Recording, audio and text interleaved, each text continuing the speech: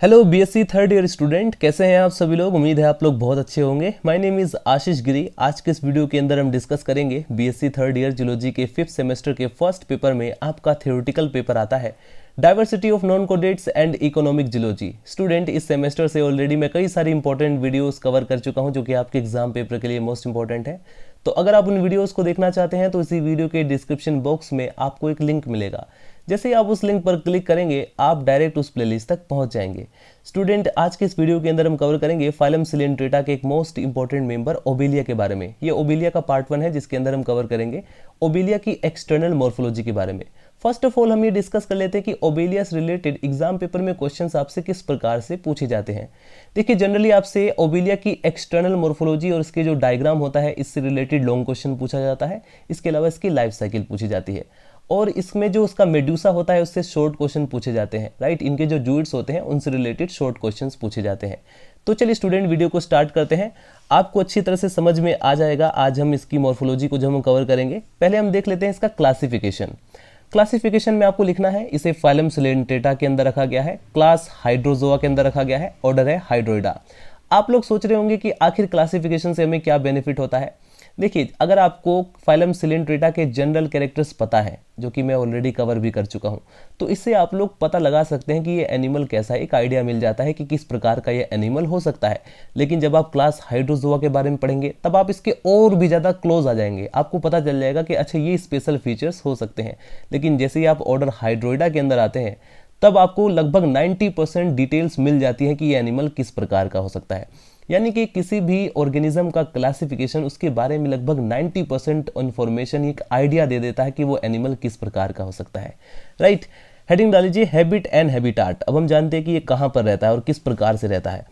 तो ये कॉलोनी बनाकर रहता है, यानी कि काफ़ी सारे ओबेलिया के जो मेंबर्स होंगे वो आपस में साथ रहकर के कॉलोनी बनाकर रहते हैं और प्लांट की तरह दिखाई देता है। जैसे आपने पौधे देखे हैं ना, उसी तरह से इसके अंदर भी ब्रांचिंग देखने को मिलती है।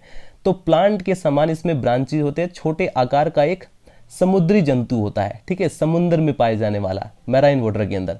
और यह मुख्य रूप से अटलांटिक व पैसिफिक जो प्रशांत महासागर है उनके तटवर्ती क्षेत्रों में पत्थरों, चट्टानों, लकड़ी के लट्ठों एवं जंतुओं के खोलों से चिपका हुआ पाया जाता है। यानी किसी न किसी सबस्ट्रेटम से ये अटैच रहता है, कोई आधार चाहिए यहाँ पर रहने के लिए। और यह समुद्र के जल में लगभग 250 फीट यानी कि 75 से 80 मीटर की गहराई तक प्रचुरता में पाया जाता है। ओबेलिया एसेक्सुअल व सेक्सुअल दोनों रूपों में मिलता है। यहाँ पर कई सारे स्टूडेंट को कंफ्यूजन होती है कि आखिर एसेक्सुअल और सेक्सुअल इसका क्या मतलब हुआ और दोनों रूपों में मिलने का क्या मतलब हुआ। आपको धीरे धीरे अगर आप लोग जैसे जैसे इस वीडियोस को देखते जाएंगे आपको समझ में आ जाएगा, डोंट वरी। इसकी अनलैंगिक जो अवस्था होती है, जो एसेक्सुअल स्टेज होती है, उसे हम बोलते हैं हाइड्रोइड कॉलोनी। ठीक है, अभी आप लोग नोटिस करते जाइए, उसके बाद आपको समझ में आ जाएगा। कॉलोनी 2 से 3 सेंटीमीटर लंबी होती है और ब्रांच्ड होती है, सफ़ेद व हल्के भूरे कलर की होती है, हल्का सा ब्राउन कलर होगा। और यह समुद्र में चट्टानों, पत्थर, लकड़ी व लट्ठों व जंतुओं के खोलों से चिपकी हुई पाई जाती है। और अम्ब्रेला के समान स्वच्छ तैरने वाला मेडूसा इसकी सेक्सुअल स्टेज होती है। सेक्सुअल स्टेज इसलिए होती है क्योंकि स्टूडेंट उससे सेक्सुअल रिप्रोडक्शन हो जाता है। उसमें एक मेल होता है, एक फीमेल होता है। मेल जो है मेल गोनाड्स बनाता है, फीमेल जो है फीमेल गोनाड्स बनाता है। इस प्रकार से वहाँ पर सेक्सुअल रिप्रोडक्शन हो जाता है, जिसकी वजह से इसे हम सेक्सुअल स्टेज बोलते हैं। आइए स्टूडेंट आगे बढ़ते हैं। सबसे पहले हम डिस्कस करते हैं इसकी हाइड्रोइड कॉलोनी के बारे में। हाइड्रोइड कॉलोनी की सबसे पहले मॉर्फोलॉजी के बारे में डिस्कस करते हैं। इसकी मॉर्फोलॉजी क्या है, तो ओबेलिया की कॉलोनी बहुत ही सॉफ्ट कोमल होती है, अर्ध पारदर्शी होती है, सफ़ेद व हल्के ब्राउन कलर की होती है। इसमें खोखला क्षैतिज मुख्य तना होता है। जैसा कि मैंने आपको कहा स्टूडेंट, ये प्लांट लाइक होता है लेकिन ये एक एनिमल है, ध्यान रखना, जो आधार के समांतर फैला रहता है। इसे स्टोलन या हाइड्रोजोआ कहते हैं। अभी मैं आपको डायग्राम की मदद से भी समझाऊंगा, अभी आप लोग नोटिस कर लीजिए। यह कॉलोनी को आधार से चिपकाए रखता है। हाइड्रोजोआ से 2 से 3 सेंटीमीटर लंबी वर्टिकल ब्रांचेस निकलती हैं।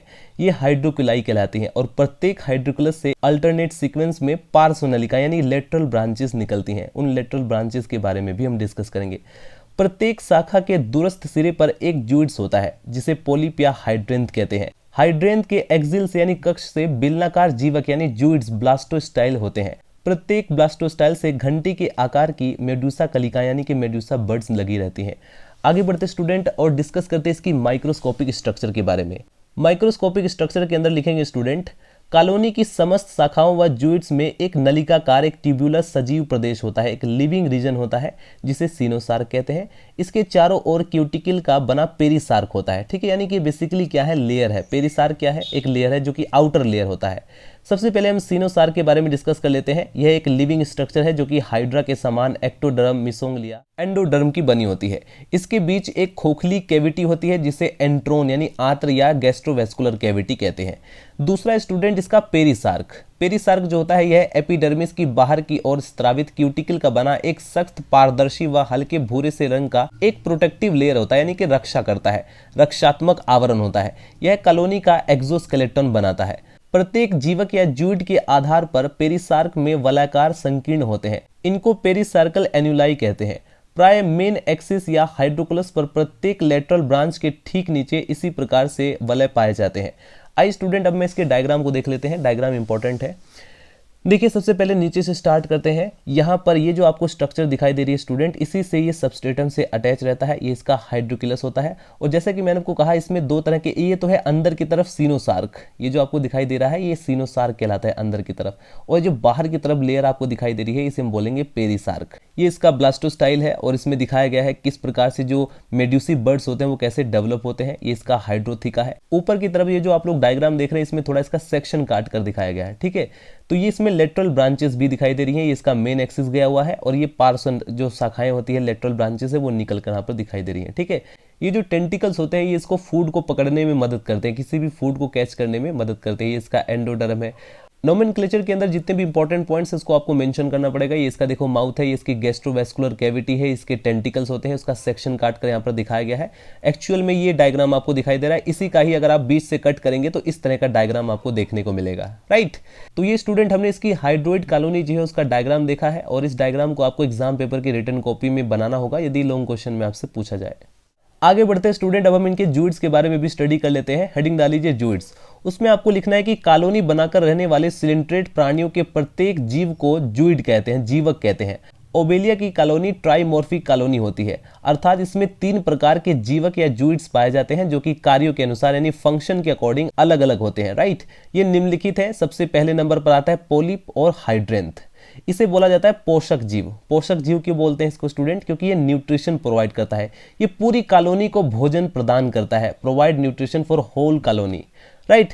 इसका काम क्या होता है? प्रे को यानी जो इसका शिकार होता है उसको कैप्चर करेगा, उसको पकड़ेगा और उसको ट्रांसपोर्ट करता है गैस्ट्रोवेस्कुलर कैविटी के अंदर और फिर वहां पर स्टूडेंट शिकार को पचा लिया जाता है, डाइजेस्ट कर लिया जाता है, राइट। तो इसका इंपॉर्टेंट फंक्शन आपने जान लिया और ध्यान रखना, फंक्शन जरूर याद रखना।